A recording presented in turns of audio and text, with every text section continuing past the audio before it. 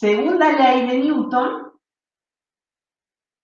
y habíamos definido que si yo pudiera en algún sistema experimental medir las fuerzas que actúan sobre algún cuerpo dividido la aceleración que provocan esas fuerzas, este cociente es una constante que llamamos masa.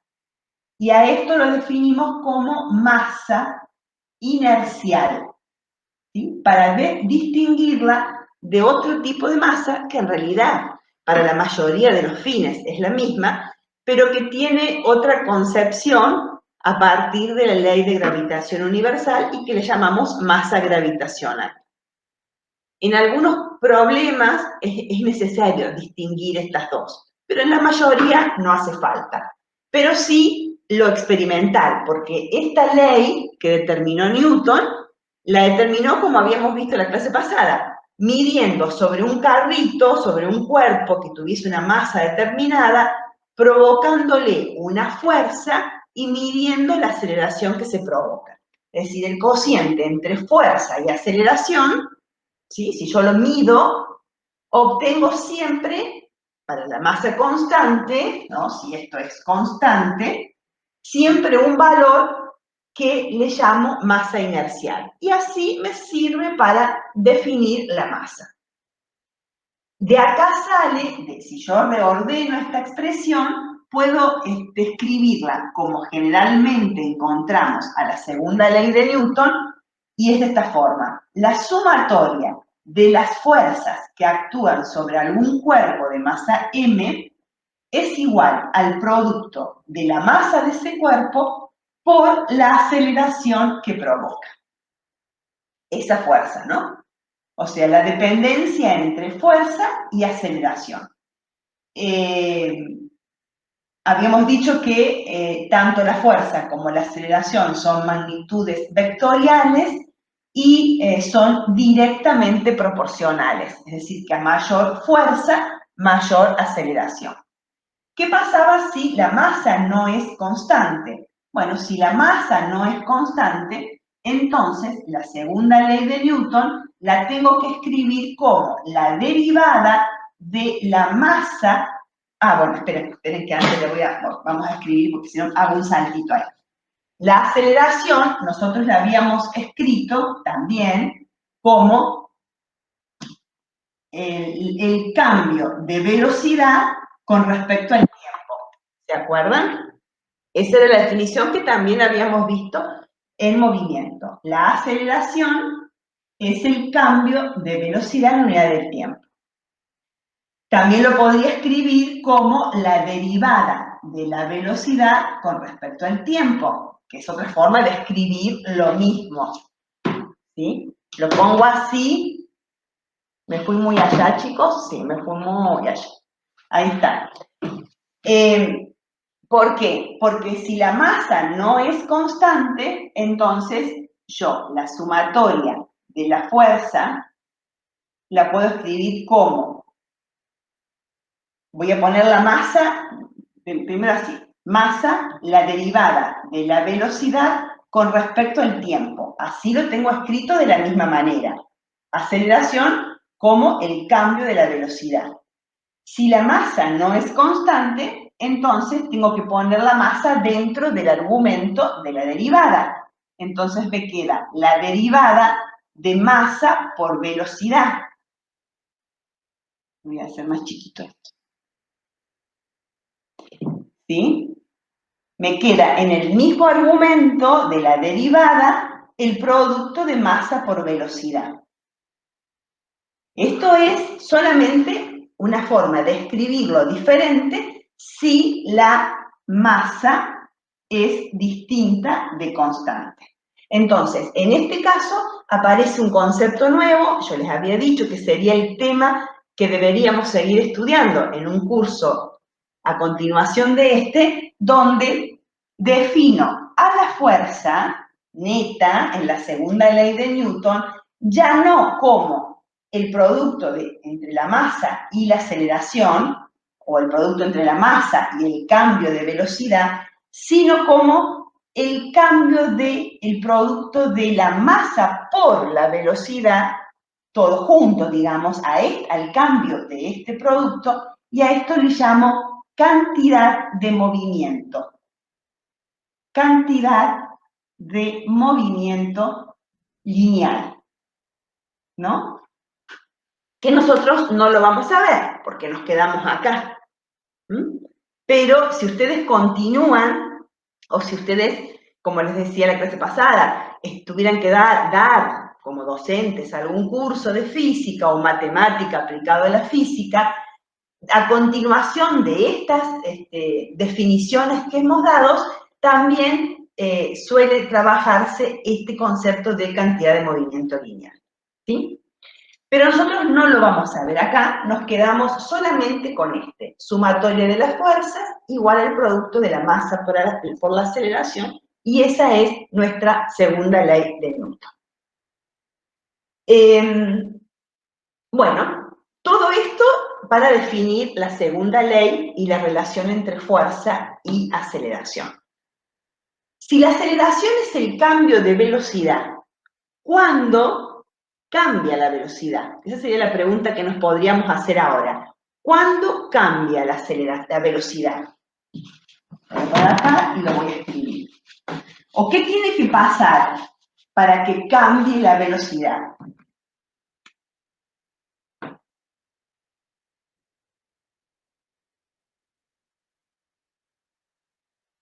¿Cuándo cambia la velocidad, el vector velocidad? ¿Sí? Dijimos que, ya lo sabemos, lo súper sabemos, que la velocidad es un vector. Si es un vector, ¿qué significa?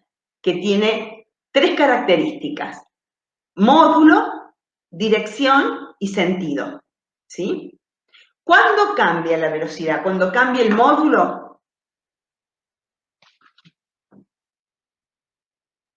Tiene módulo,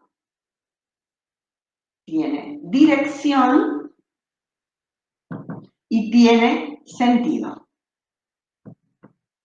¿Sí? Uno a veces cree, o no sé por qué, por una cuestión intuitiva, que solamente cambia la velocidad si cambio el módulo. Por ejemplo, si yo voy manejando de Río Cuarto a Gijena y voy a 110 kilómetros por hora y pongo velocidad límite para que no sobrepase esa velocidad, entonces durante los 42 kilómetros siempre el velocímetro marca 110 kilómetros por hora.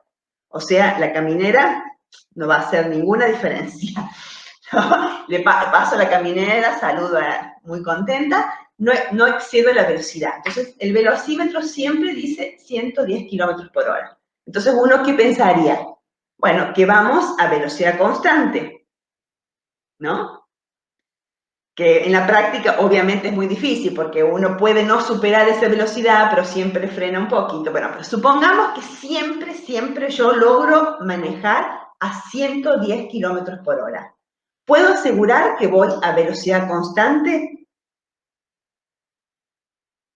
¿Solo porque el módulo es 110 kilómetros por hora? Porque este sería lo que me indica el velocímetro, es un módulo, ¿no? El velocímetro me dice 110 kilómetros por hora, pero no me dice al norte, al este, a 25 grados al noreste, no me dice eso. Solamente me indica el módulo. Entonces, si voy, repito, a 110 kilómetros por hora, siempre, sin que se modifique el velocímetro, ¿eso significa que voy a velocidad constante? No. Me contesto yo porque es para que ustedes no desactiven los micrófonos. No, porque solamente mantengo constante el módulo. Si la dirección cambia, es decir, y si di una curvita, si pegué la vuelta, si doblé, o sea, si cambié la dirección y obviamente el sentido, eso hace, esos cambios en estas dos variables también significa un cambio en la velocidad. Entonces, para que una magnitud vectorial permanezca constante, tiene que ser constante en módulo, en dirección y en sentido. ¿Sí? Ese concepto es el que vamos a ver ahora para definir la aceleración centrípeta. Entonces,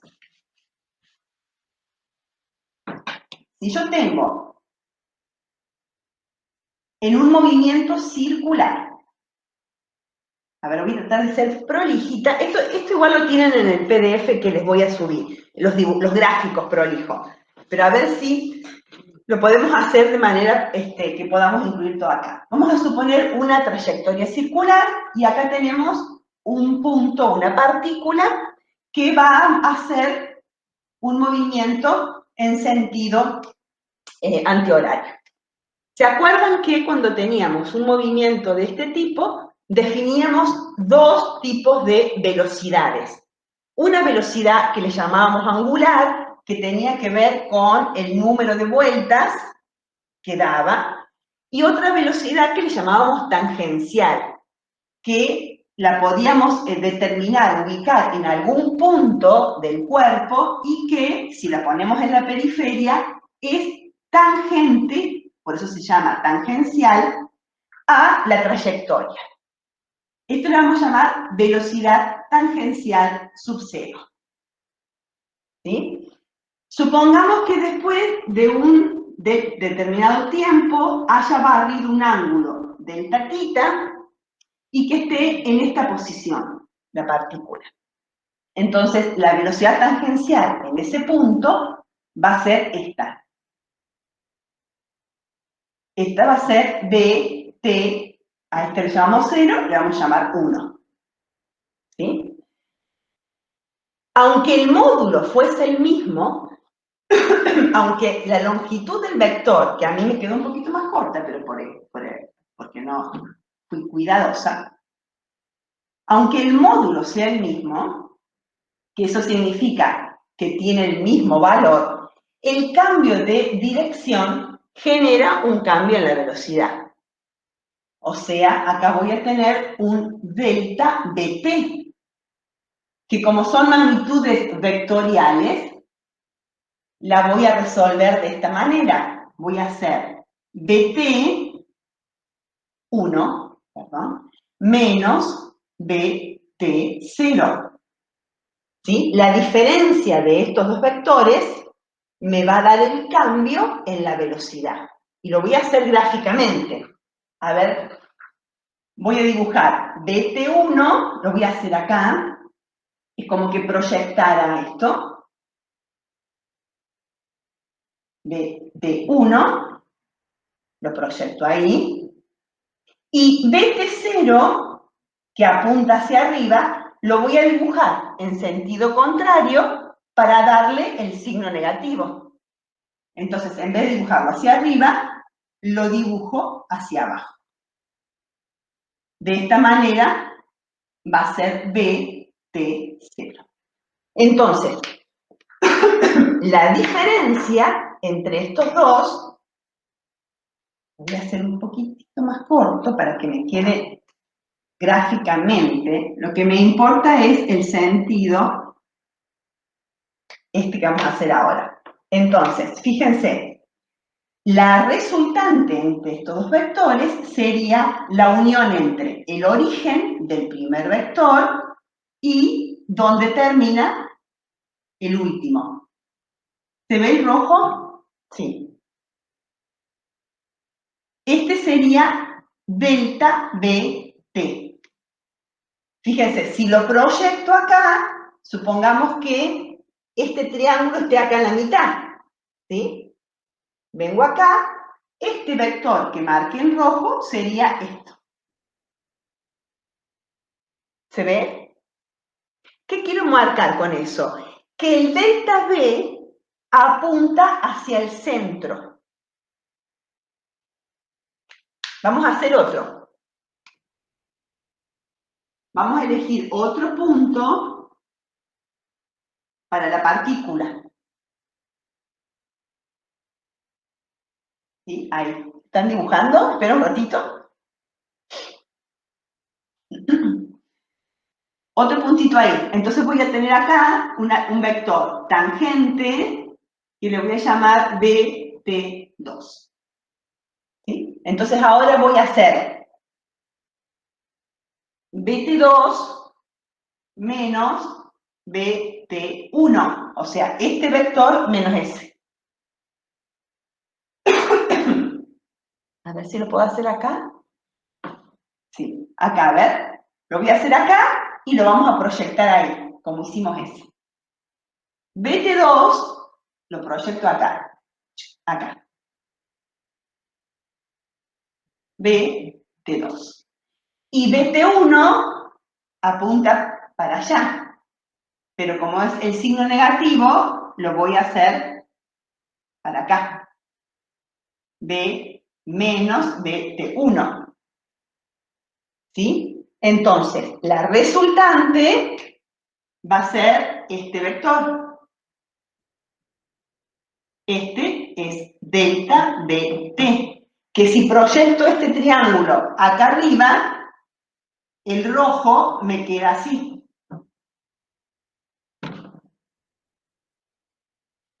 ¿Se va entendiendo? Hoy tengo mi garganta. Menos mal que termina el cuatrimestre. Gente, ¿por qué? O me opero las cuerdas vocales.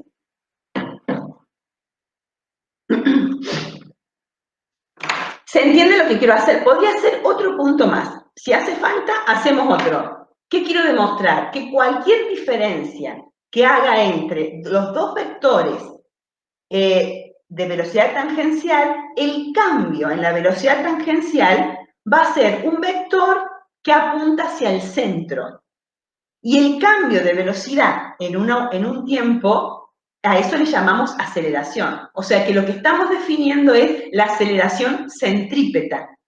Cuando tengo un movimiento circular, aunque el módulo del vector del valor permanezca constante, el solo hecho de cambiar la dirección hace que aparezca una aceleración y que está siempre dirigida hacia el centro.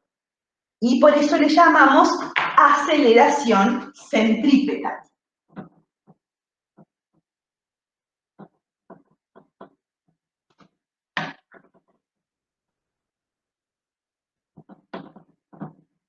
Centrípeta, que quiere decir hacia el centro.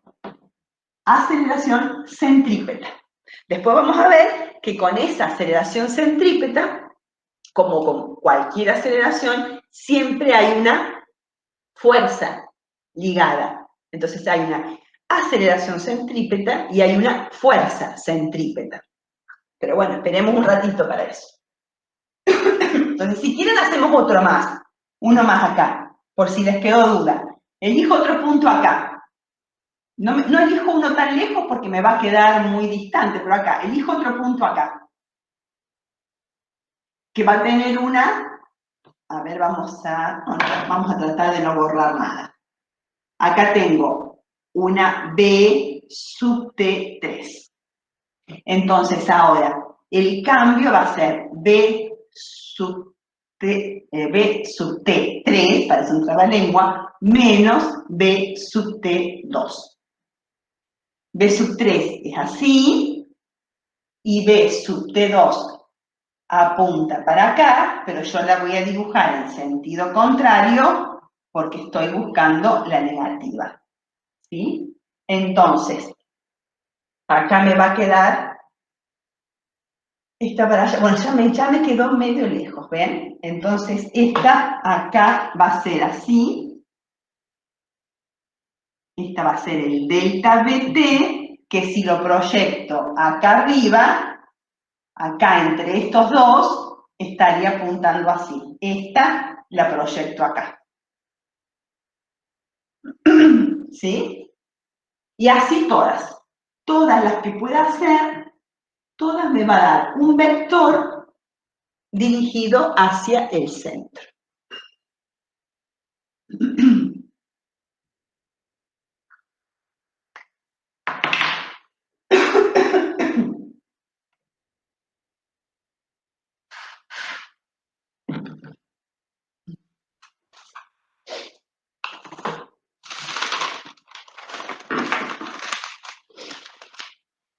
¿Sí?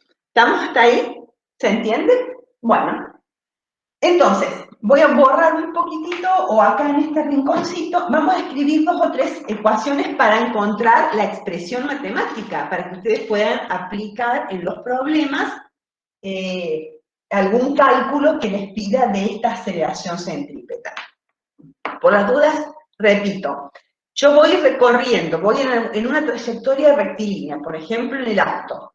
Voy por la ruta en línea recta, a una velocidad con un módulo constante, que inclusive puede ser en dirección y sentido. Cuando tomo una curva y empiezo a doblar, aunque haga el esfuerzo de mantener el velocímetro a 110 kilómetros por hora, el solo hecho de doblar hace que aparezca una fuerza, perdón, sí aparece, pero no lo quiero decir ahora, una aceleración producida por el cambio en la dirección de la velocidad tangencial.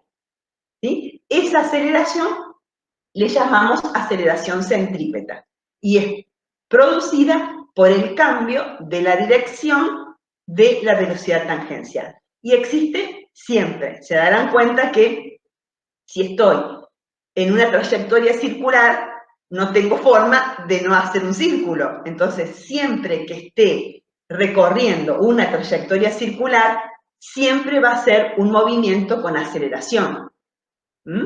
Siempre va a haber una fuerza actuando, porque si hay una aceleración, hay un cambio en la velocidad que tiene que haber provocado una fuerza. Eso es conceptualmente lo importante, y por eso tenemos este tema analizado nuevamente acá, ¿no? También lo podría haber trabajado solamente cuando vimos movimiento, pero nos hubiera faltado este análisis de fuerza, o relacionado con la segunda ley. Entonces, ahora vamos a hacer una comparación entre, a ver si pueden verlo sin borrar tanto. Acá tengo un triángulo, ¿sí? Les repito, no se desesperen que lo tienen en el PDF súper clarito, ¿no? A esto mismo. Acá tengo un triángulo que tenía un radio R para ubicar estas dos posiciones de la partícula, la que llamamos en el punto 0 y en el punto 1. Y este sería el arco S, ¿no? A ver, lo voy a hacer de nuevo acá.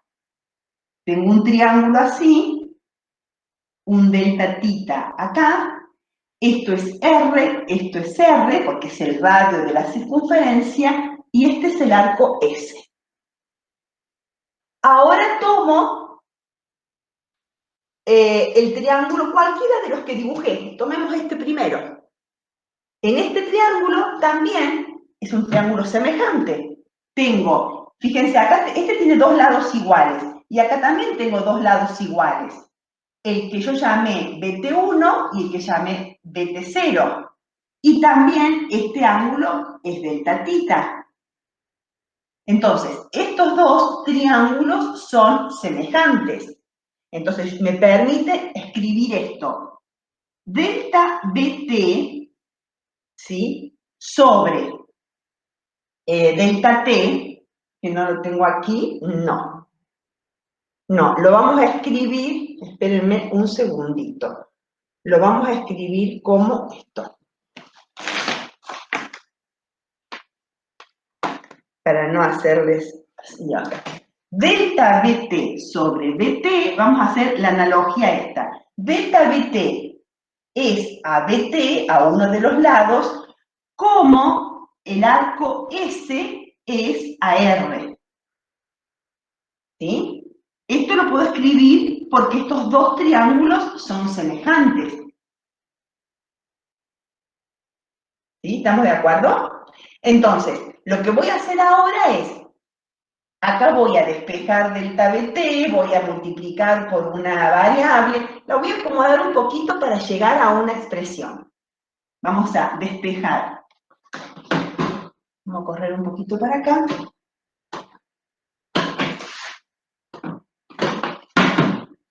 Acá, de esta expresión, despejo delta BT, entonces me va a quedar S sobre R y paso dt multiplicando allá arriba. Y ahora divido a ambos miembros por delta t, para que me quede una expresión que pueda usar en velocidad, ¿no? Entonces, fíjense, me queda delta v. Uy, esperen que un matemático si ve esto me va a matar. Esto tendría que ir ahí, ¿cierto?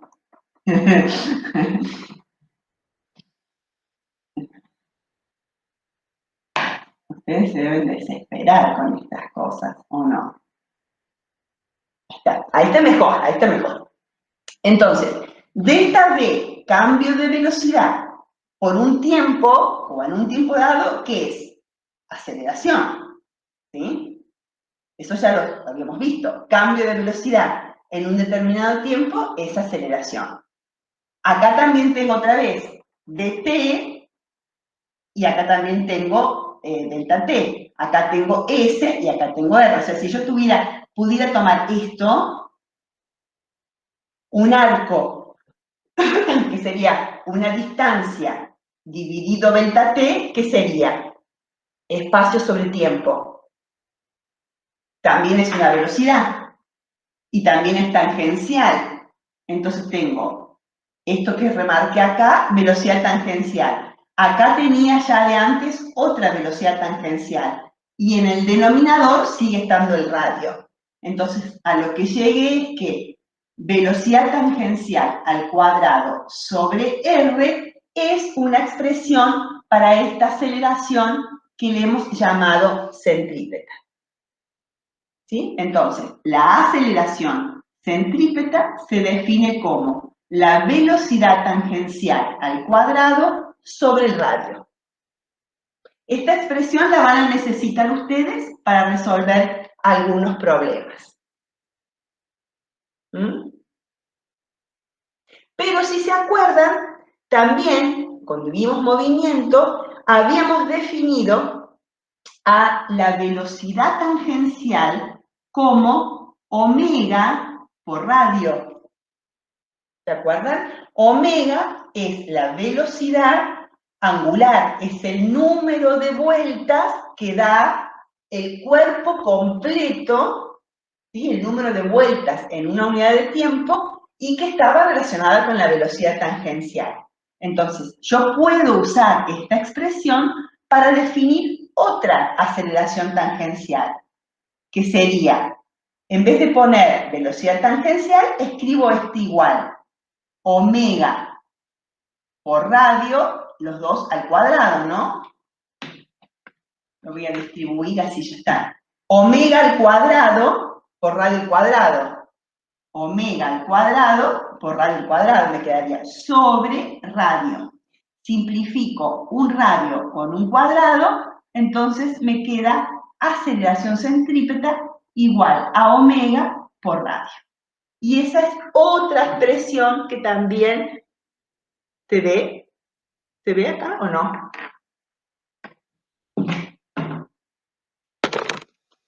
Ahí. Ay, avísenme, podría haberlo puesto más cerquita. Ahí se ve bien, se ve bien. Ahí se ve. Entonces tengo estas dos expresiones. Anótenlo ahí porque lo van a necesitar para los problemas. Cuando tengo que calcular la aceleración centrípeta en algún cuerpo que recorre un movimiento circular, tengo esta expresión, ¿sí? Si conozco la velocidad tangencial, o esta. Ahí faltó el cuadrado. Ah, me faltó el cuadrado a omega. Omega al cuadrado. ¿Sí? En cualquiera de los dos, las unidades son metros sobre segundos al cuadrado. Bueno.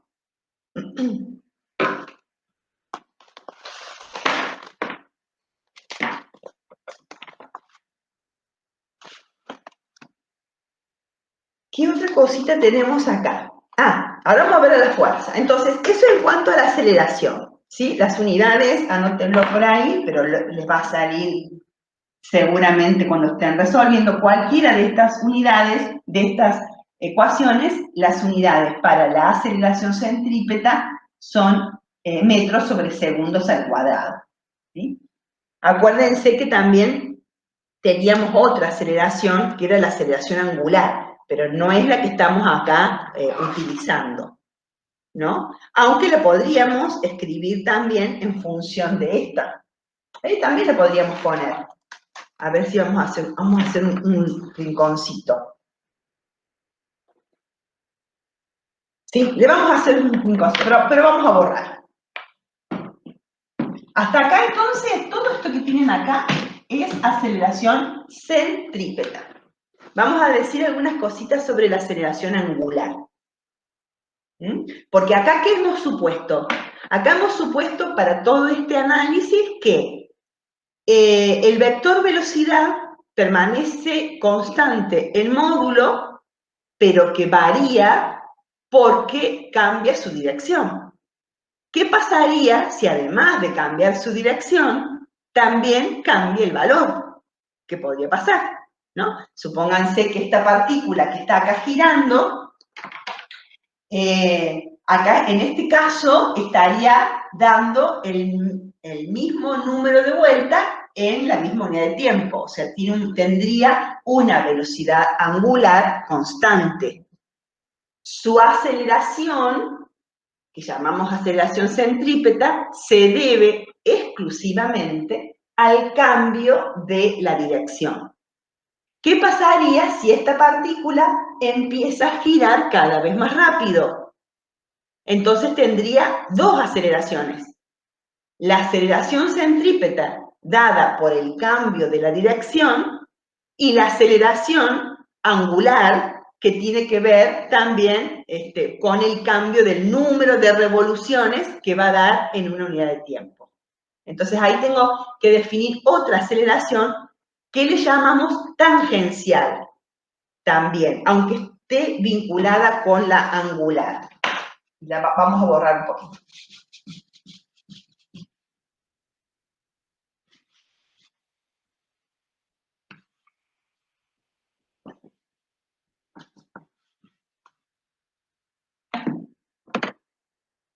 Entonces, la aceleración tangencial sería la otra aceleración.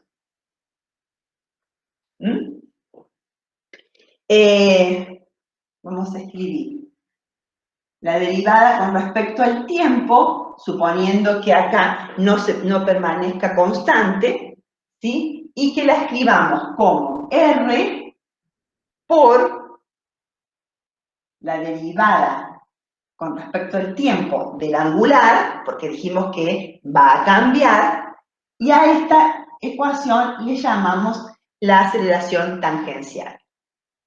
Y para que sea un poco más familiar, porque nosotros no hemos estado trabajando con derivadas, podríamos directamente escribir R, que es el radio, y a este cociente, a este cambio de la velocidad angular, la podemos escribir como, ¿se acuerdan cómo le llamábamos a este cambio de velocidad angular con respecto al tiempo en el movimiento circular? ¿Qué sería? ¿Qué magnitud sería? Dijimos, si va a girar, ¿qué significa que haya un cambio en la velocidad angular? Que sería una partícula que empieza a dar vuelta cada vez más rápido o cada vez más despacio, pero que no da el mismo número de vueltas, sino que varía el número de revoluciones. Entonces, eso significa que tiene una aceleración. A eso le llamamos aceleración angular. O sea que lo que está acá expresado es alfa. ¿Se acuerdan? Entonces, esta sería la expresión que generalmente o que ustedes puedan usar en los problemas. La aceleración tangencial, que es la aceleración que aparece cuando, además de cambiar la dirección, el móvil cambia el número de vueltas que da en una unidad de tiempo, es decir, tiene una velocidad angular, sí, variable, entonces aparece un alfa. Lo pongo por si no lo recuerdan. A esta alfa le llamábamos aceleración angular.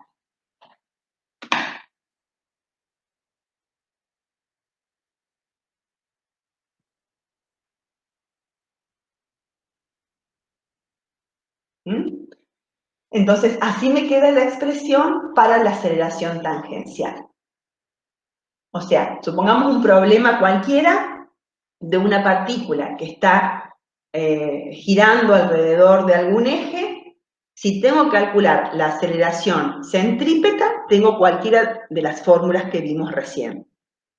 Es un vector que está dirigido hacia el centro. Si tengo que calcular, porque además de girar y cambiar su dirección, tiene un movimiento con una velocidad angular variable, entonces también aparece una aceleración tangencial. Y esa aceleración tangencial la defino como el producto entre el radio y alfa, que era lo que habíamos visto como aceleración angular.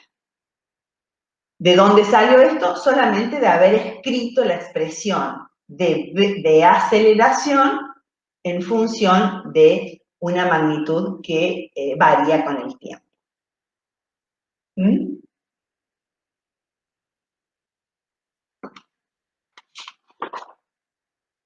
También tiene las mismas unidades, metros sobre segundo al cuadrado, o sea que solamente cambia en esa expresión. ¿Sí? ¿Se entiende?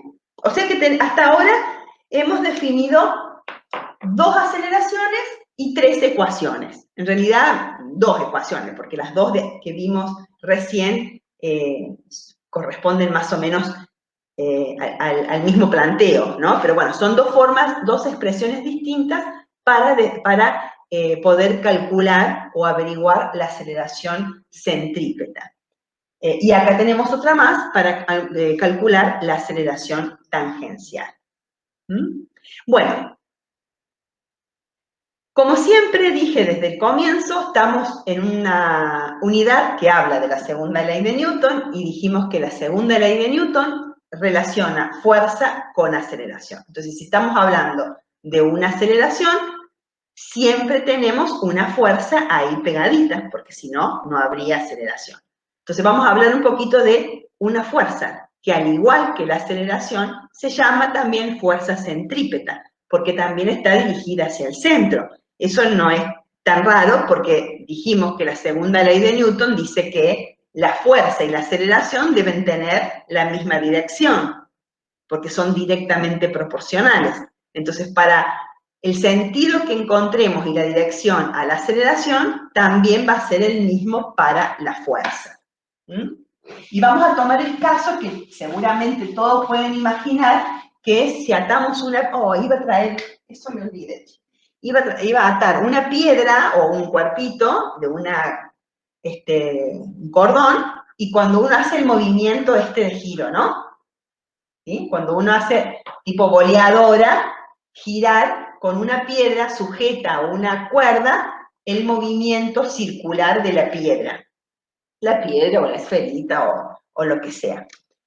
Ahí yo voy a usar ese ejemplo para hacer un gráfico que me parece que es ilustrativo. Vamos a ver 2 ejemplos. Entonces, la fuerza centrípeta, vamos a dibujar la circunferencia, acá vamos a poner la piedra, la vamos a dejar en el centro para que no sea fácil. Acá tengo una piedra, ¿sí? Y acá tengo otra circunferencia más chiquita, que sería donde va ubicada la mano. La voy a poner de este lado para no hacer ruido en el dibujo, ¿sí? O sea, yo tengo la mano, pero miren si seré tonta, que lo iba a hacer, lo iba a buscar y después se me olvidó. Tengo la mano y hago este movimiento circular con la mano para mantener el movimiento de la piedra, ¿no? ¿Lo ven? Son como 2 circunferencias distintas. La mano siempre está ahí como adelantada al movimiento de la piedra, ¿no? Entonces, entre la mano y la piedra estaría la tensión o la cuerda, acá. Ahí estaría dibujada la fuerza, ¿sí? ¿Bien? ¿Se entiende? Lo que quiero demostrar es que no tengo una piedra que gira y una cuerda unida al centro, sino que está un poquito más arriba. Porque la mano, esta es la muñeca, yo podría hacer que la piedra gire así, ¿sí? Pero alrededor del puño, digamos. Pero la mano es la que va haciendo como dibujando otra circunferencia. Eso es lo que quiero representar ahí. Entonces, si esta es la mano y esta es la fuerza F, yo acá tengo, siempre que haya una fuerza que forme un ángulo, ¿qué hemos dicho siempre? Bueno, entonces esa fuerza tiene dos componentes, una perpendicular y otra horizontal. Entonces acá yo tendría una componente tangencial o perpendicular y una componente horizontal. Esta componente horizontal es la fuerza centrípeta, que está dirigida hacia el centro. Y esta es la fuerza tangencial, ¿sí? ¿Qué pasa si se corta la cuerda? ¿Qué pasa si se corta la cuerda? ¿No? Uno está haciendo así, lo habrán hecho de chico jugando muchas veces, ¿no? Uno está revoleando un cuerpo así, con una cuerda. ¿Qué pasa si la suelto o se corta la cuerda? ¿Hacia dónde va? Lo vamos a hacer acá para no modificar el círculo. Tengo algo que gira, ¿sí? Esto que está girando. Si se corta la cuerda, ¿qué movimiento hace la piedra? Podría ser tres. Podría caerse para abajo, podría caerse contra la mano, podría salir para allá. Se me ocurre. ¿Qué les parece? ¿Alguna vez le pasó que si están revoleando una piedra y la sueltan, la piedra se les cae en la mano? No, sale volando, sale ¿Para dónde? para afuera. ¿Me vas a decir con más precisión que sería afuera? Puede ser que siga la velocidad tangencial, como la dirección, ¿no? Uh-huh. ¿Sí? La fuerza tangencial. Voy a borrar esto que confunde ahí, porque era el sentido. Acá está la piedra. Esta sería una dirección tangencial. ¿No es cierto? Se iría para allá, decís, Valentina. Sí. ¿Qué dice el resto? Podría ir para allá, podría caerse para acá, o podría salir para allá. Cuando decías afuera, Osvaldo, ¿a qué te referías afuera? ¿Para dónde? Para afuera del círculo. ¿Pero para así, esto? No sé. Para afuera. Bueno. Esas serían tres posiciones. O para allá, o para afuera, o para el centro. Para el centro me parece que no. Sin embargo, habrán escuchado decir ustedes que, o hacerse esta pregunta, si la Luna está girando en órbita alrededor de la Tierra, ¿por qué no se cae sobre la Tierra? ¿Nunca escucharon esa pregunta? ¿O podría la Luna caerse sobre la Tierra o nosotros caernos hacia el Sol? Nosotros estamos girando, si bien no es una trayectoria circular, perfecta, pero bueno, es un movimiento periódico, digamos, ¿no? La Luna da vueltas uniformemente, como buen satélite que es, alrededor de la Tierra. nosotros damos vueltas alrededor del Sol. Ya vamos a hablar un poquito de eso. Hay una fuerza ahí que permite ese movimiento, pero si esa fuerza dejara de actuar, ¿significa que nos podríamos caer sobre el Sol, dentro del Sol? ¿O la Luna se podría caer encima nuestro? Esa pregunta así medio filosófica por ahí se la hacen. Yo la he visto muchas veces, inclusive en algunos libros de texto, no de física, o en todo caso de física para explicar qué es lo que pasa, pero es una duda. ¿Por qué la Luna no se cae sobre nosotros? Y también hay una respuesta que capaz que la hayan escuchado decir, en realidad se está cayendo todo el tiempo. Bueno, ahí me fui un poquito, pero volvamos acá. Tiene que ver con eso, pero volvamos acá. Alguna de esos tres movimientos es el correcto. Y la ganadora es Valentina Pérez.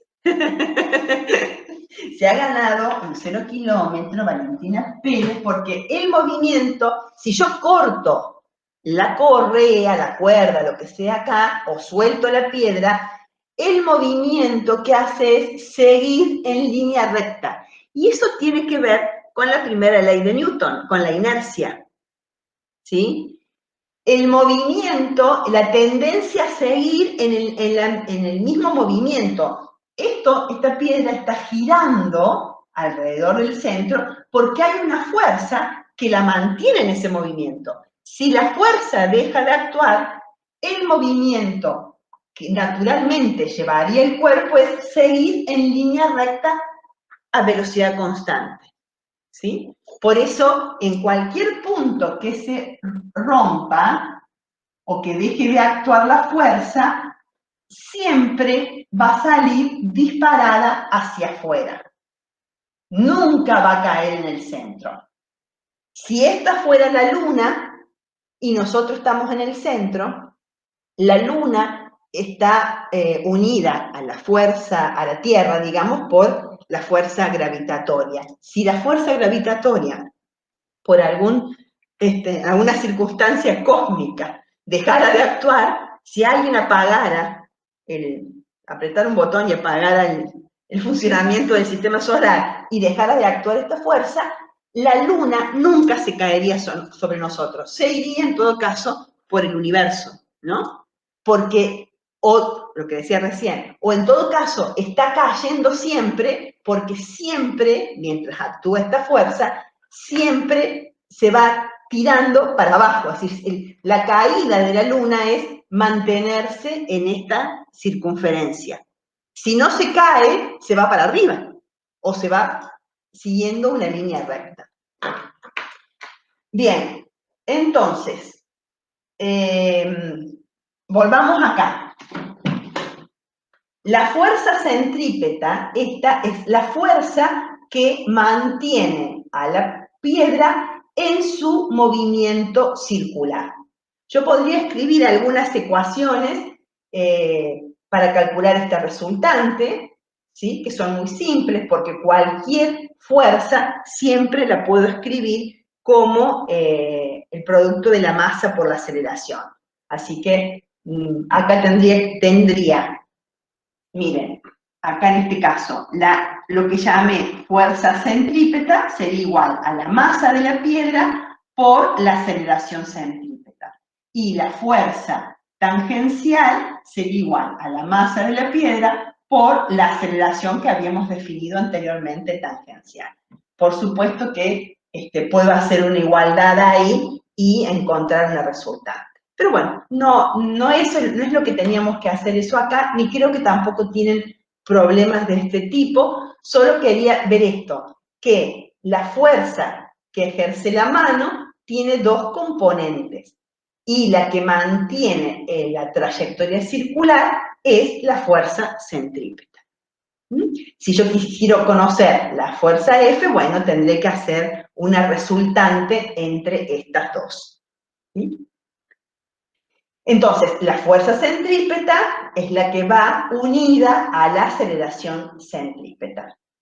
Y es la que, bueno, acá hay muchas cosas re curiosas sobre esto, porque cuando uno está haciendo un movimiento circular, vieron en el caso de algunos juegos, o cuando uno tiene una latita con agua, no sé si han hecho alguna vez eso, un recipiente, una lata, la llenan de agua y la hacen girar, como hacíamos recién con el ejercicio de la piedra, el agua no se cae, ¿no? Eso a los chicos del secundario les encanta, yo eso lo hago siempre, porque entonces, ¡ay, se va a caer, se va a caer! Agarramos una latita, la llenamos con agua, le atamos una correíta y uno empieza a hacerla girar así, ¿no? ¿Cómo se llaman esos juegos en los parques de diversiones? También, vieron que todos se paran así alrededor de un círculo y empieza a girar. Bueno, la fuerza centrípeta en realidad es la responsable de que el agua no se caiga. ¿Por qué? Porque si la fuerza centrípeta está dirigida hacia el centro, uno siempre tiende a decir, bueno, entonces tiene que haber una fuerza centrífuga que empuje para afuera. Y eso no, ese es un invento que hacemos cuando no entendemos un poco la cosa. En realidad no es así, la física no tiene la fuerza centrífuga como una fuerza real, sino que la fuerza centrípeta está dirigida hacia el centro y aparece y se mantiene siempre que algo esté en movimiento circular. Si deja de actuar la fuerza centrípeta, entonces las cosas se caen o salen disparadas como hicimos ahí, ¿sí? Pero la única fuerza actuante es la fuerza centrípeta, ¿sí? Esta fuerza que es la que mantiene el movimiento. Si esta no actúa, entonces ya no existe movimiento circular. Entonces no hay lugar para analizar ninguna otra cosa. El secarropas también. El secarropas es un tambor que gira a una alta velocidad, ¿sí? Y hay una fuerza centrípeta que es la que actúa sobre la ropa mojada. Y los chorros de agua que salen por esos orificios que tiene el tambor, ¿sí? Porque no tienen quien las frene, ¿no? ¿O vieron ahora las mopas, esas para limpiar el piso, ¿no? Que uno lo mueve así, espera, no sé si me están viendo, uno hace así, enjuaga la mopa y hay un movimiento ahí circular y cuando la secas, todas las lanitas de la mopa se abren todas así, ¿no? Bueno, todo eso es porque dejamos en libertad actuar a la fuerza centrípeta, ¿sí? Entonces eso, como no tiene reacción, entonces se abre. Es como cuando vamos en auto, por ejemplo, también. Ahora vamos a hacer el ejemplo del peralte, pero me adelanto un poquito. Cuando vamos en auto y vamos a tomar una curva, si tomamos la curva hacia la izquierda, nuestro cuerpo se inclina hacia la derecha. Entonces, entonces hay una fuerza que me empuja hacia el otro lado. No hay una fuerza que te empuje hacia el otro lado. En realidad es la inercia del propio cuerpo a mantenerse en ese movimiento. Bueno, la inercia ha sido siempre un tema muy problemático y ha sido muy difícil en distintas épocas de entender. Entonces, ha sido motivo de fuerzas inventadas. En realidad, primero hay que pensar en que los cuerpos, cuando vienen en un movimiento, moviéndose en una dirección, la inercia me dice que ese cuerpo tiene tendencia a permanecer en ese movimiento, ¿sí? Por ejemplo, si vamos también en auto y de golpe frenamos, ¿qué hace el cuerpo? Se va hacia adelante. Entonces uno dice, aparece una fuerza que me empuje hacia adelante. No hay ninguna fuerza que aparezca y te empuje hacia adelante. Es la fuerza que frenó, el freno, el cambio de velocidad y mi tendencia másica de permanecer en ese movimiento. O sea, la inercia del cuerpo hace que seamos resistentes al cambio de movimiento, que tengamos tendencia a permanecer en esa dirección. Vengo corriendo, alguien me frena, entonces yo sigo, el cuerpo se inclina hacia adelante.